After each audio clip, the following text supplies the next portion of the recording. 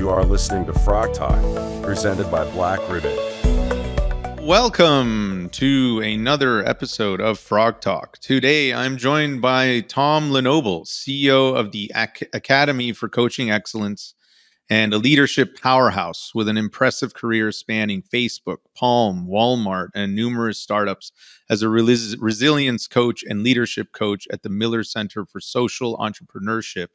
Tom brings unique insights shaped by both corporate success and personal challenges, including his experience with metastatic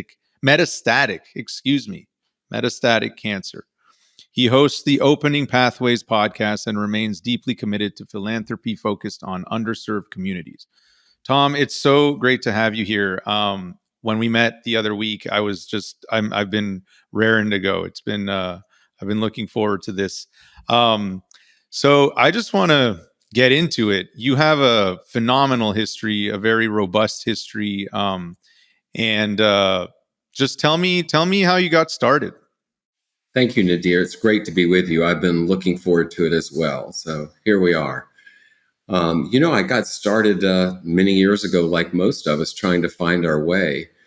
I work with a lot of Gen Z people today, and it's really interesting to me how each generation gets labeled as lazy and whatever other attributes they want to give us. And what I see is we're just all trying to find our way, and those of us that have got some life wisdom should be supportive and helpful.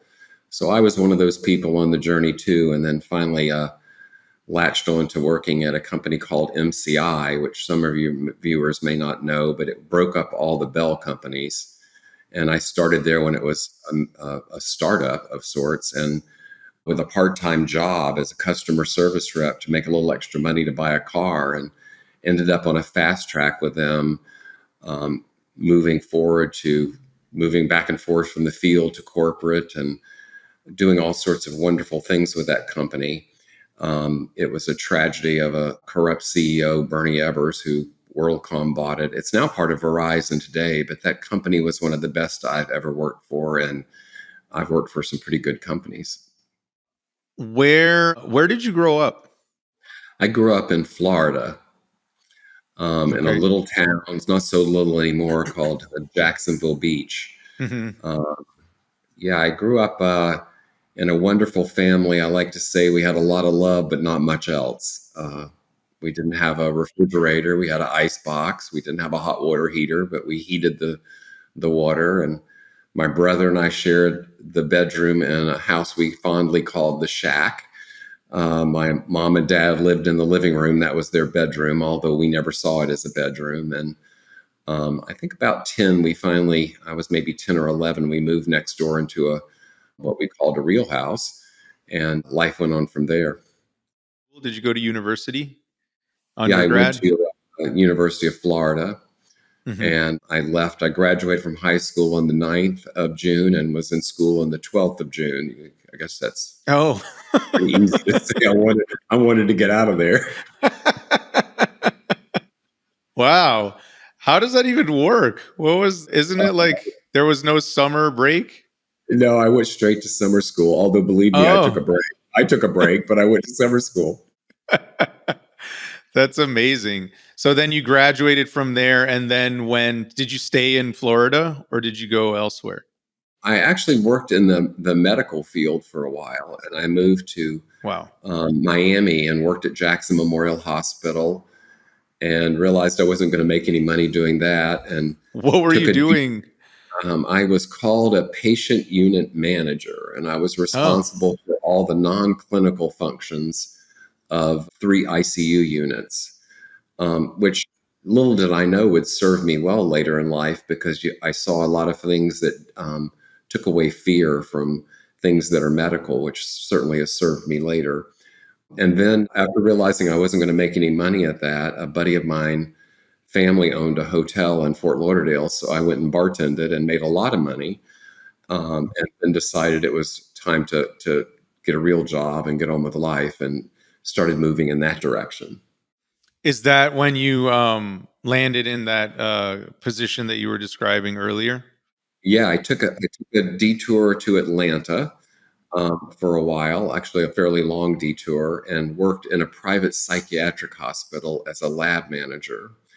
And it was at a time when they were exploring whether depression was a chemical imbalance. And I got to do all these really cool tests on people. Again, learning a whole lot about the medical field and also people. Some of the people I worked with were everything from comatose to manic, and getting them to let you put an IV in their arm was kind of interesting. But I learned a whole lot in that environment, and again realized this wasn't going to be a way to make money.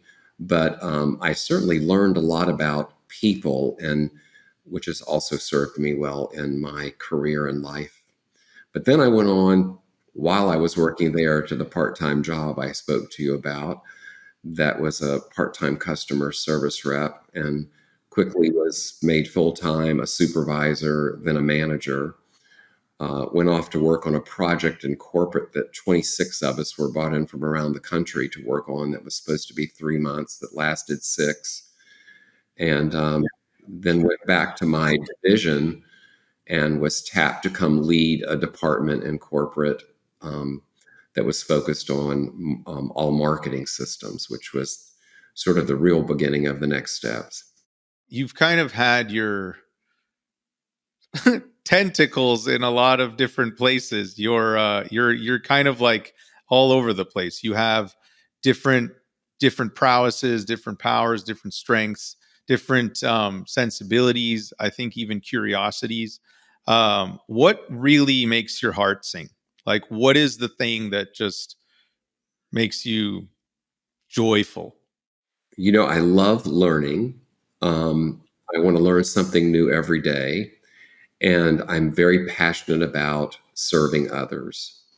And I've been very fortunate that my life and career took a path that has allowed me to do that. In fact, the things I do today, I do to fund more philanthropy work.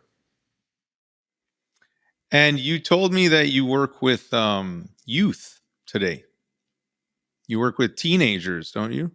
Well, I actually do a few things with kids. I also work with a number of things, but one of the things I do is I focus on first gen students. So these are kids that are doing extremely well in high school academically. Not sure if the lights are on at home, but they're doing well academically, that would never ever have an opportunity to go to school. And I love it because I don't know them, but I feel like I'm, that great quote that I'm going to mess up, planting trees for which I'll never see the shade of there'll be a ripple effect in this family as being the first person in that family to go and get a college education, and how that might ripple through the family. I'm also pretty passionate about youth in the arts, but then I focus on a lot of other things with underserved communities and women issues.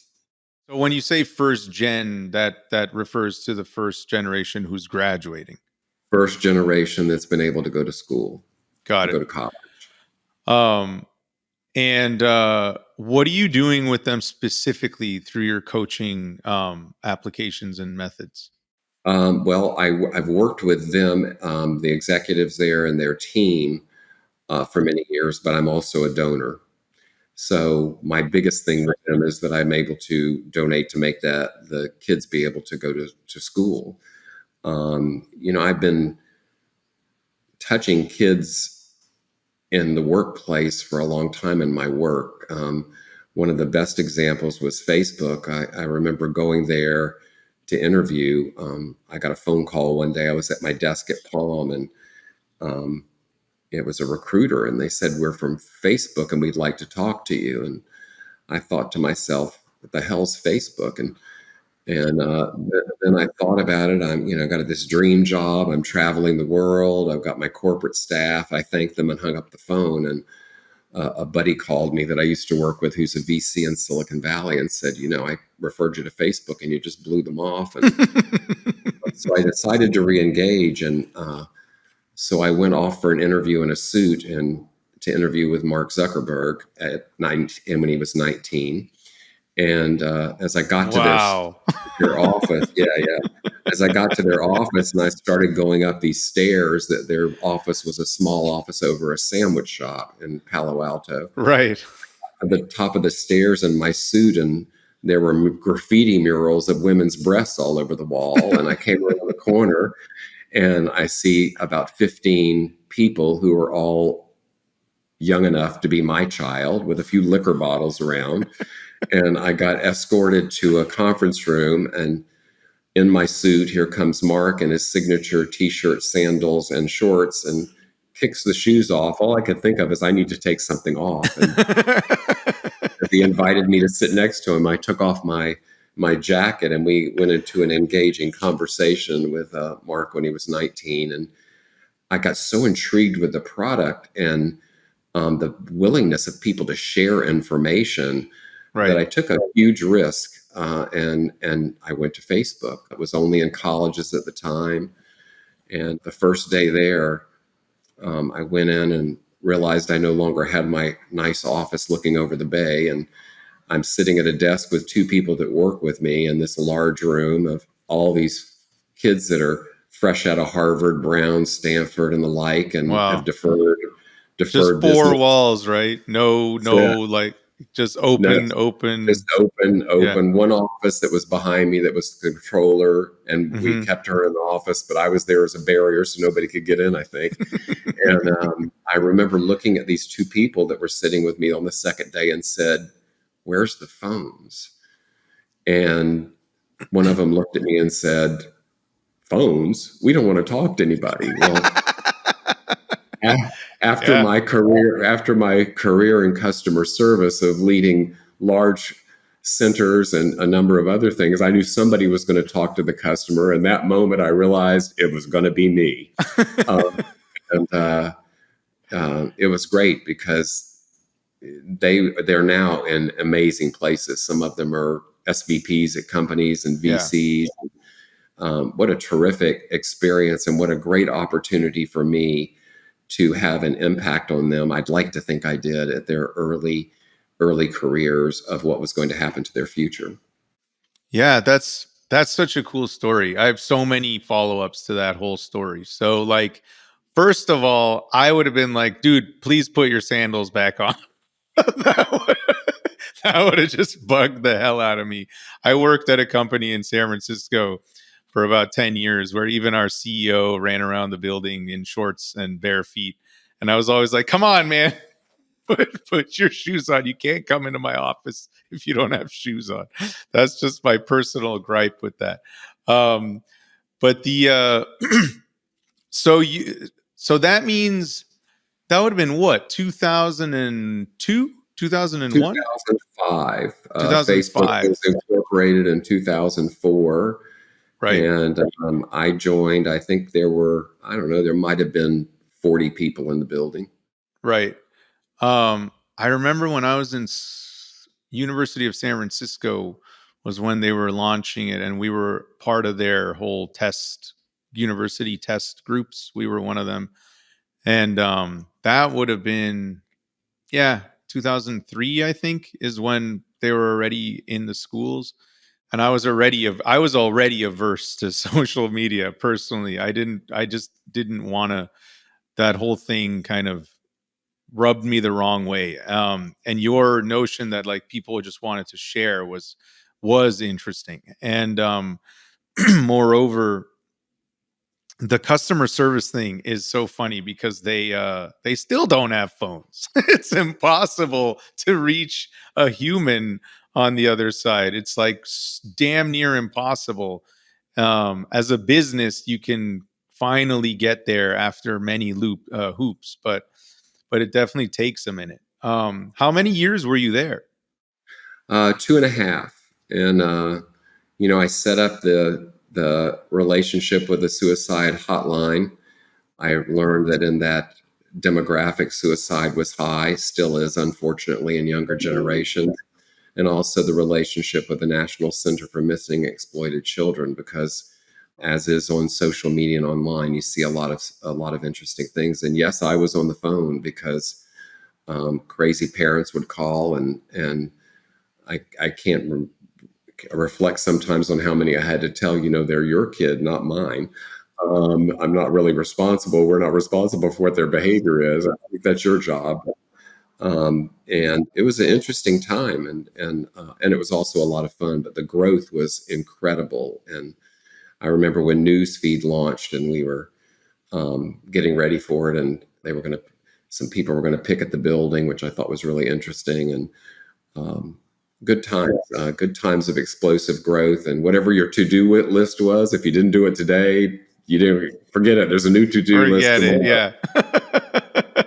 Did you so how fast did it grow, Facebook, while you were there in 2.5 years? How many Well, said there were 15 when you started?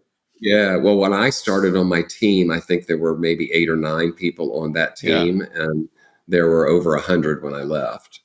Wow. And Yeah. in fact, I remember at one point there was about 30 or 35 of them, and they all reported to me. And that's when I realized, okay, I've got to do something to start developing people to be able to lead. And we started doing training and mentoring to develop them. And it was really fun to see who was the leaders that were going to stand out that wanted to do those kinds of things. It was such a great time. I was fortunately the millennials had a good relationship with their parents, so I think that helped me Yeah. out a little bit. But they That's were really just funny. terrific. We had a reunion last year. There was about, I don't know, 80 of us there from the first No group of way. That's so employees. cool. And I wasn't going to go. I felt like, oh God, now I'm the old man for sure. But I went, and it was funny to me because I had seen posts where they're now hitting their 40s, thinking they're middle aged, and I'm going to just wait. We're just wait, people. But I went, and it was terrific because I had people coming up to me and saying, "How did you put up with us?" Because they were now managing, people and Oh, younger people. How did you manage putting up with us? And people that would thank me, and it was really a fun evening. And seeing what they were doing today was just amazing to me. And I left, and I was driving home, and I was thinking, how would I sum this up? And it was, I said to myself, the kids are all right. Everybody turned out all right. Despite what everybody might have thought about everybody, they all turned out great. So. I love that reunion happened. That must have been so much fun. That must have been was the last. So before I get there, when are you in touch with with that group pretty frequently? A few people will pop up every now and then. They're off doing their thing. They went on with their careers. Many of them went back to school and finished what they started, or like I said, some of them are SVPs. So then the VC. last time you saw them was when you were working together. I think we saw each other. We had a reunion at the old Pro in Palo Alto one Okay. time. I think around maybe the 10th year, 8th year, 10th year, somewhere around then. So I got to see them briefly. Yeah. And but then this was the first time I actually interacted with them as true adults and Right. in their life and what they were doing, which was really terrific. That's really fun. So I want to turn the focus onto your coaching your coaching career, your coaching philosophy. In your where sort of that even came from. Where did that stem? What was the inspiration behind you? Like you said, even in your experience, I mean, your time at Facebook, you were already mentoring. What how much of that carried over from Palm, and what is really the philosophy that makes Tom LeNoble's approach powerful?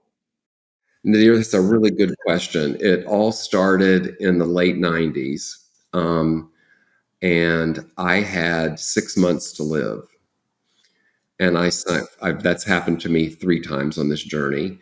And I signed up for this course that was called You and Money. And I thought, could use a little help with money. I thought maybe I'll check this out. But what it turned out to be is I ended up taking all the coursework was really about becoming a coach. And interestingly enough, that body of work is the same body of work that has been developed, that is where I'm the CEO of the Academy for Coaching Excellence. I took it in the late 90s. It's been now an academy for over 22 years. And I'll tell you about how that came full circle in a moment. But I took these courses and ended up working with them a bit. And again, I was pretty sick, but it turned my life around. I ended up not dying. And in fact, I rode my bicycle the next year from San Francisco to LA and Wow.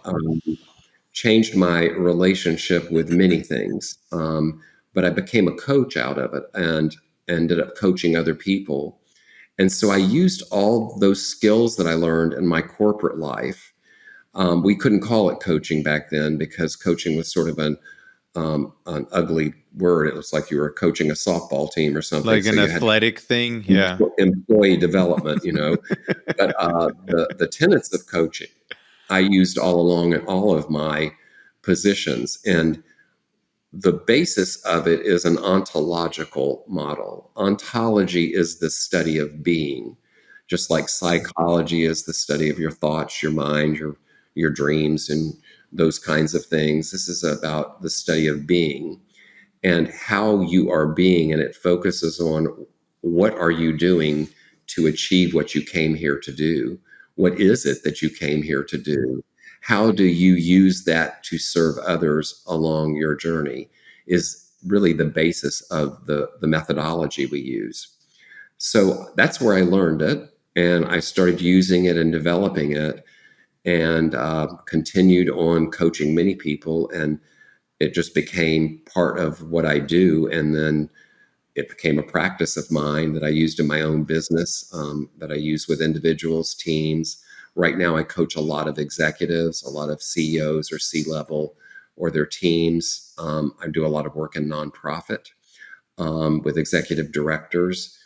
Um, right now, I just finished a 360 performance review on an executive director of a nonprofit in San Francisco, and I'm coaching that person. And it's great because they're superstar. I'm just fine tuning it further.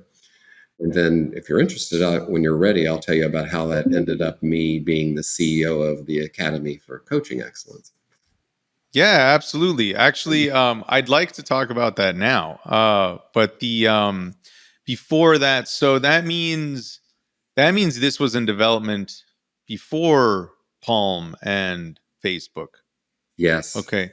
So then were you then well, again, given the nomenclature, it may have been different, but were you a coach at that time then already while you were Once working at these companies? Yeah, yes. Once I took all that, back then there was no certification. Like the Right. Academy now has an ICF level 2 certification, coaching academy. And back then that none of that existed.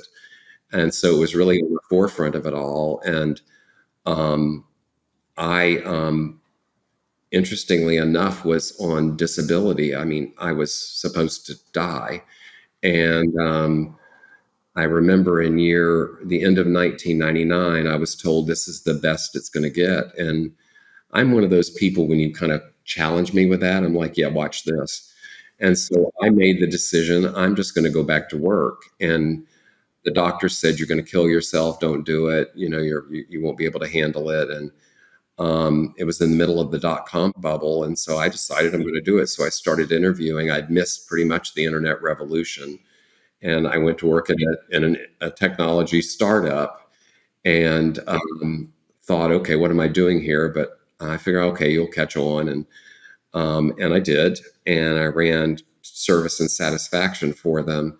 And that began the next phase. And my health soared. And I kind of looked back on that of, yeah, well, this is how I do this. I'm a big risk taker, and I've learned a lot about resilience on this journey. But I started using those skills that I learned from coaching in that startup that led me on to end up working at Walmart and Palm and eventually Facebook, and then my own consulting business, working with a number of really cool companies.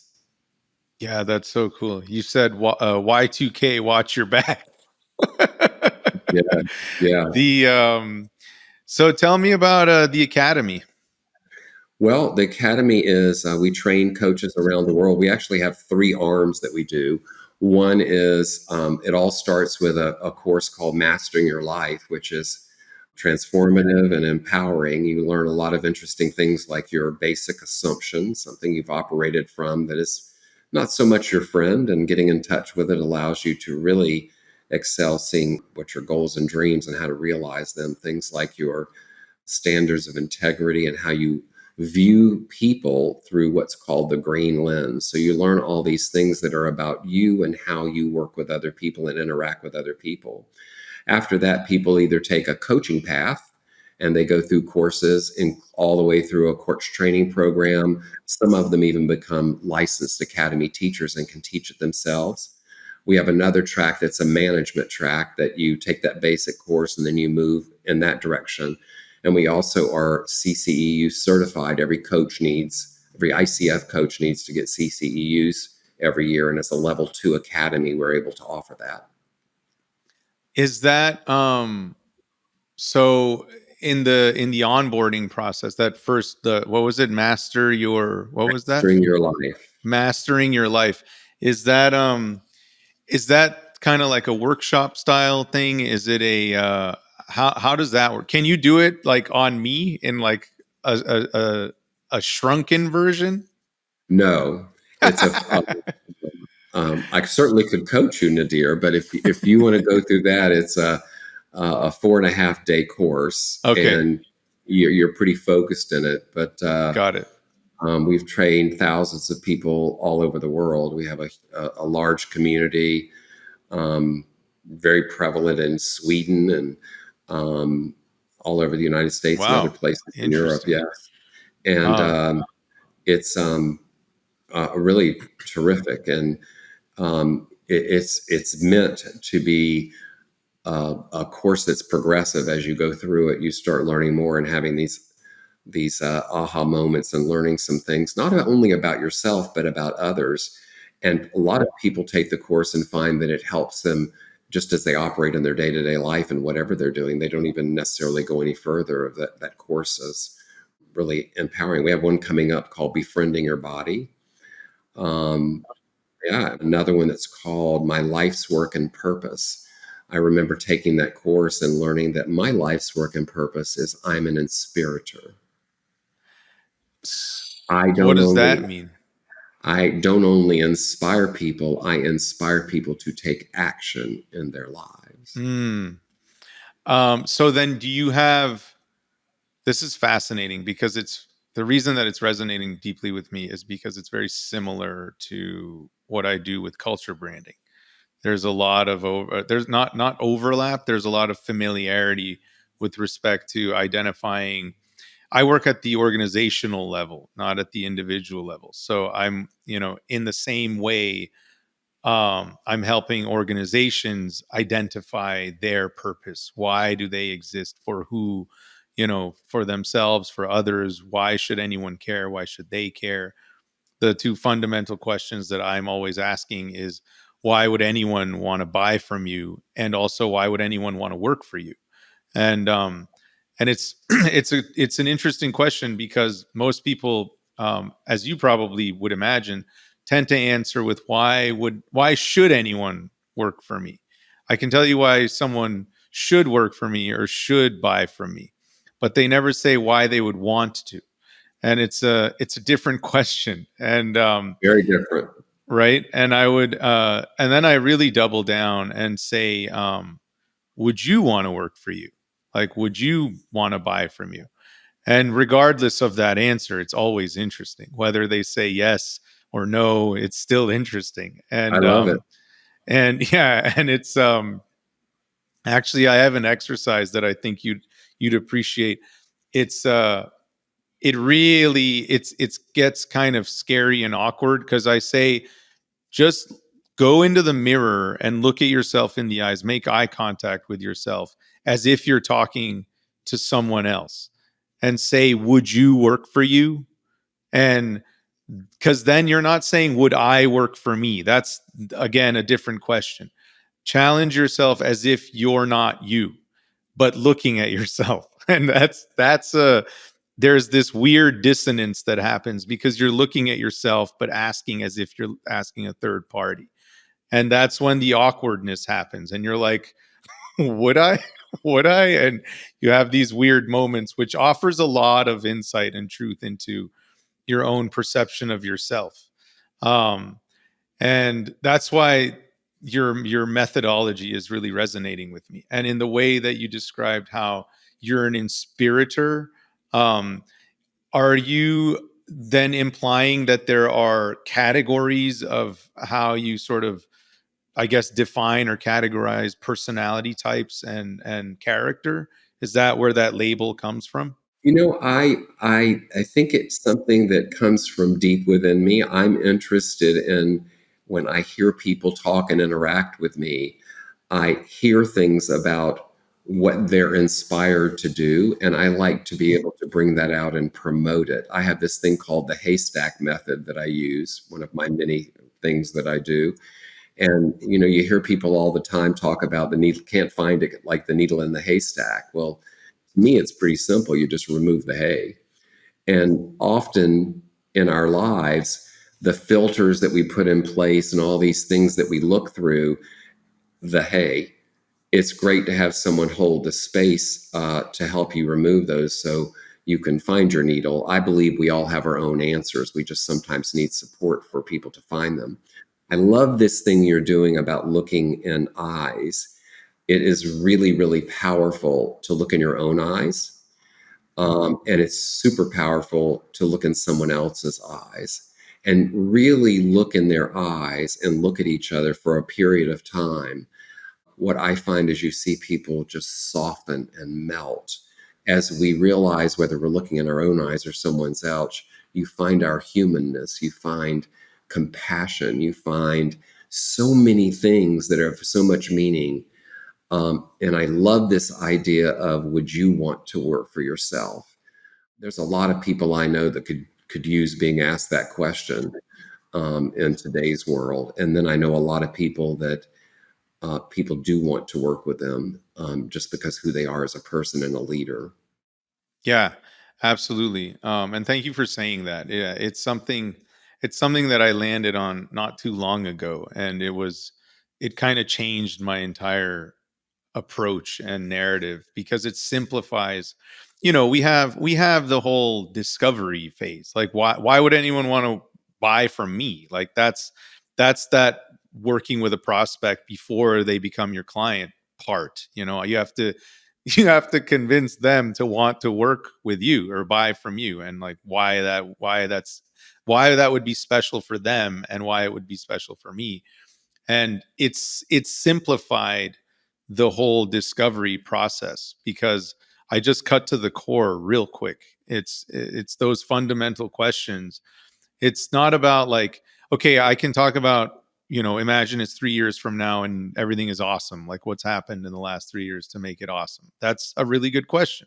And then getting into the technicals. But if I just go to, those fundamental, why would anyone want to, and would you, that just cuts to the chase like so fast because it opens the door to all the other stuff, whether it's strengths or challenges or otherwise, or barriers, or you know all kinds of red flags or green flags, as it were, show up instantly. So yeah, it's a powerful tool. Who are the so who are okay, two questions. You said it's your program is quite popular in Sweden. And so then is it global? Is it an online program? How does it work? It used to be before the good old pandemic. It was all face to face, and a lot of we did the work then in Sweden and other places in Europe as well as all over the United States. And we pivoted, and I actually will admit I didn't think it could happen. I thought the power of what was going on in those rooms and what happened to me when I did it was could not be mimicked. And I had had two friends that I had over the years been talking about taking the course, and somehow magically they ended up in the same course. And during the course, they were texting me and telling me. And then afterwards, when I spoke to each of them, I realized that that same experience was being captured.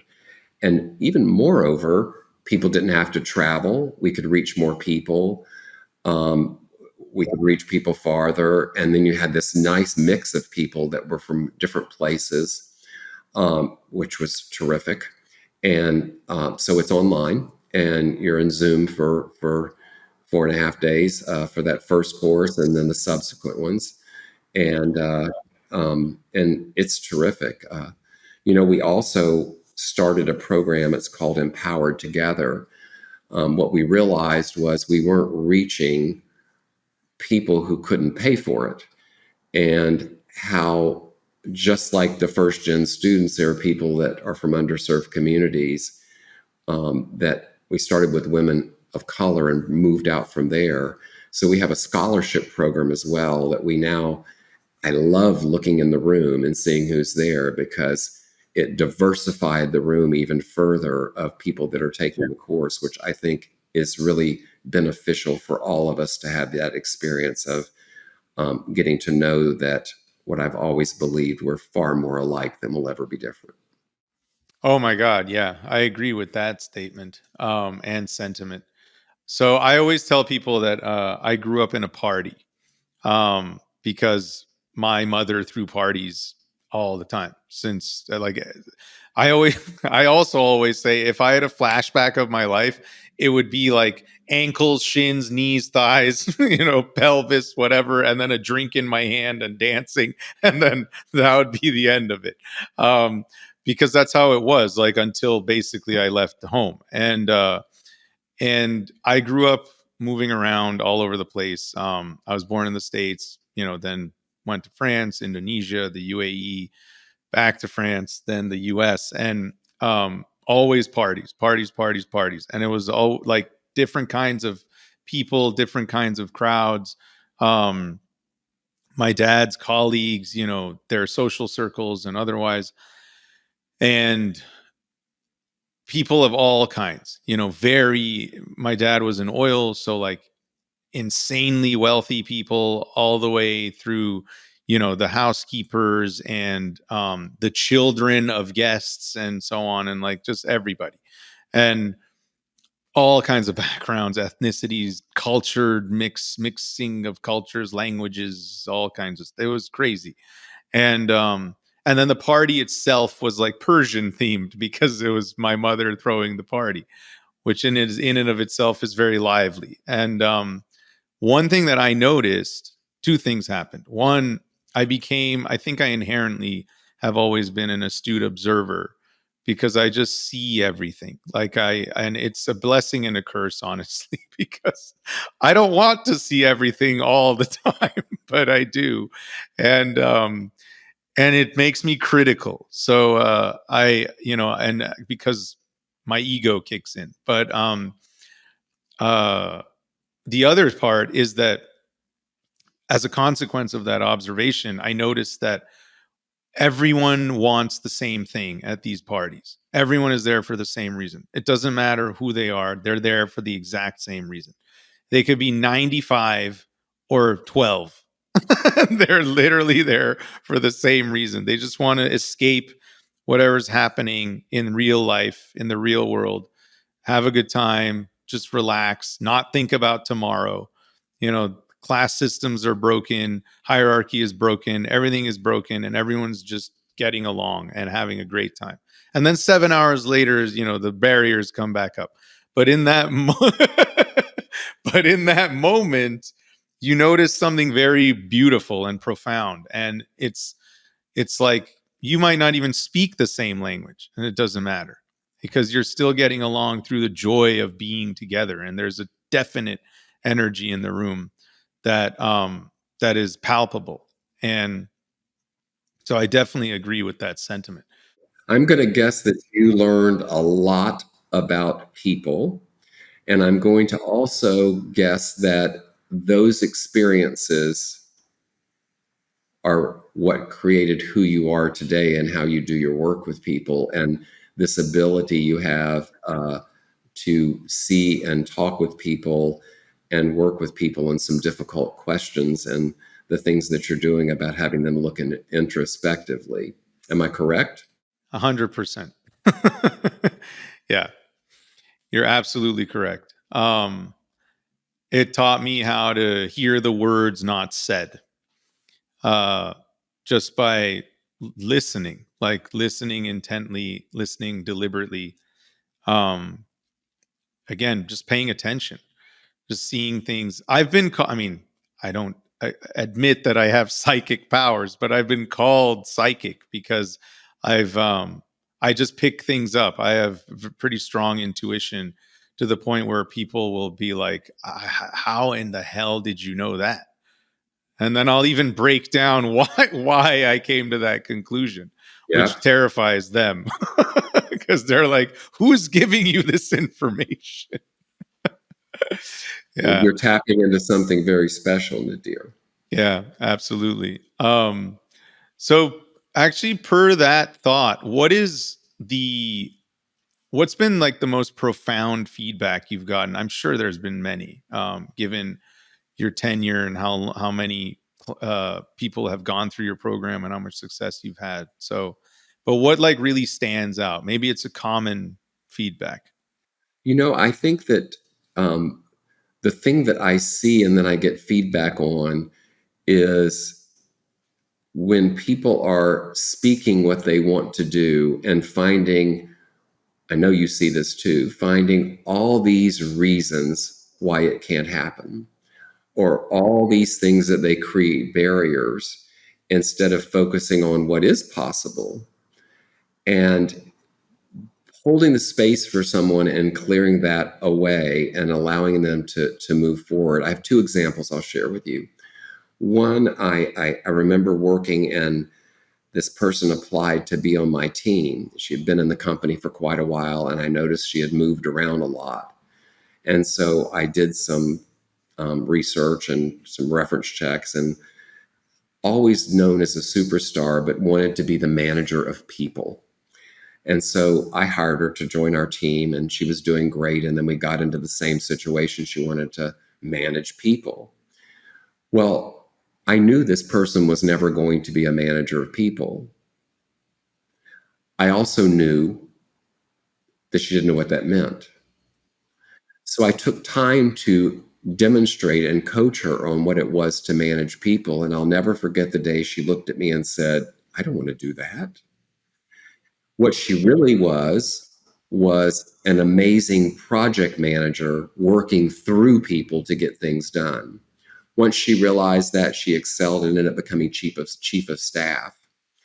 Something that sounds really simple and wonderful, but I love this story. My favorite restaurant in San Francisco, there's a bus person there. And I watched him, and I go there far too much when I'm in the city. And so one day I asked him, I said, look, dude, I watch you. You could be a server and make so much money. Why aren't you a server? And so he started giving me excuses of, first one was I'm too shy. Well, I could see he wasn't shy. So we talked about that a little bit. And then I got the excuse that, if I become that, I'll make too much money and I'll never do anything else in my life. So long story short, I ended up learning that this 19-year-old was a pilot. Oh, Yes. what? Flying planes by At himself. 19? At Jesus. 19, yes. And he has these aspirations. And so long story short, we talked about it over a few months, and he came to me one day and said, they offered me the server position again. And so I said, well, what did you do? And he goes, I turned it down. So I said to him, look, I have an idea for you. What if you just said to them, let me just try a few shifts? Let me just see what it feels like. Well, I love going there now because this guy is a server, comes and takes my order. We'll have a special bond forever because he's making more money now to fund his flight school. He is certainly not shy or any of the things that he said he was. So, these things range from a wide breadth of things. My favorite thing is being able to see in people what they see for themselves, but can't find the path, can't clear the hay out of the way, or take the risk to get there. Um, I'm currently working with somebody that is talking about what's next for him. He wants to do something. He's had his career, he's had a tremendous career, and he's got these ideas of what to do next. And what I can see is there's something there that this person has always wanted to do, but never given their self permission to do it. Isn't that true for many of us? We either have society or our parents, somebody tells us what we can and we can't be, and we go down a path, and we have this dream of doing something that seems so silly to everybody, and like we weren't being responsible. Well, we never lose it. We never get too old if we're willing to tap into it. And I love working with somebody like that. That's okay. Well, what's that look like? What if you did do that now? You've got the freedom. You've achieved everything. What if you do go tap your toe into this? So those things are really great.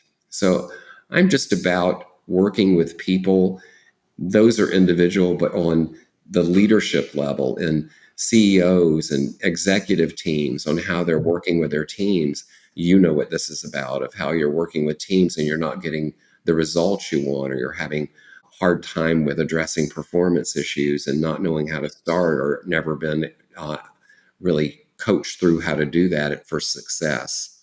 And I love working with nonprofits as well. I just did a board retreat for a nonprofit here on Maui a couple months ago, and I don't do cookie cutter stuff. I do it all customized, and I it believe was that. so much fun. It was so much fun. I had them on their feet all the time. I incorporated the whole performing arts into it and had them doing, and breakouts were acting out things, and it was really a lot of fun. And they went away bonded. They were new people to the group. Yeah. They hadn't been in person in a while. And not only did they move the organization forward, but they really got to know each other and walked away with some really great plans. That's fantastic. The amount of liberation that clarity brings is a beautiful thing to watch. Clarity, focus, and ease. Yeah. Yeah. Our founder at the Academy will ask you the question, would it be okay with you if life got easier? That's what we teach. That's a deeper question than it sounds, because it feels like it's such a simple question, but it's not, because easier is such a subjective word. Like, my gut response to that is no. Because I thrive on challenge. But what if it meant you were just operating with more clarity, more focus, more grace, more ease, and reaching the things that you're trying to achieve, doing the things that you were meant to do? Yeah, exactly. That's why it's a deeper question than it sounds, because in the world of me, easier means that I am less prone to my own anger. Like, I recognize if I'm about to snap, or if I'm about to get angry or react or whatever, which, by the way, I've been working tremendously hard on for a very long time, and I've improved a lot. I'd love to talk to you about that later when we have more time, because it's interesting. I'd And love to talk to you about it yeah, as well. yeah. Anger is a wonderful tool. It is. It can be very useful if used the right way. Yes, yes. And it I'm can be interested in knowing. detrimental. I'm interested in knowing what's going on right before that feeling of the snap Yeah. is coming. Yeah. We'll talk. Yeah, absolutely. So actually, with that, let's leave it there. Tom, it's honestly been such a pleasure having you here. I love talking with you. I would love to continue speaking. For the moment, in many of your channels, all your channels, tell our guests where they can find you if they want to reach out. You can find me at tomlenoble.com. You can find me on LinkedIn. A lot of my podcasts are on YouTube and other platforms. I'd love to hear from you, and that's where you can find me. Fantastic. And if we have the week ahead of us, so we launch these on Tuesdays. So if you had to give everyone a tip for the rest of the week on how to sort of reframe, what would you give them? That's a really good question. My tip is when you're trying to accomplish something, to look, see, and tell the truth. Look, see, and tell the truth. Yes. Love it. Thank you. Simple. All right, Tom. Thank you so much, and we'll be in touch. Thank you, Nadir. It was great to be with you today.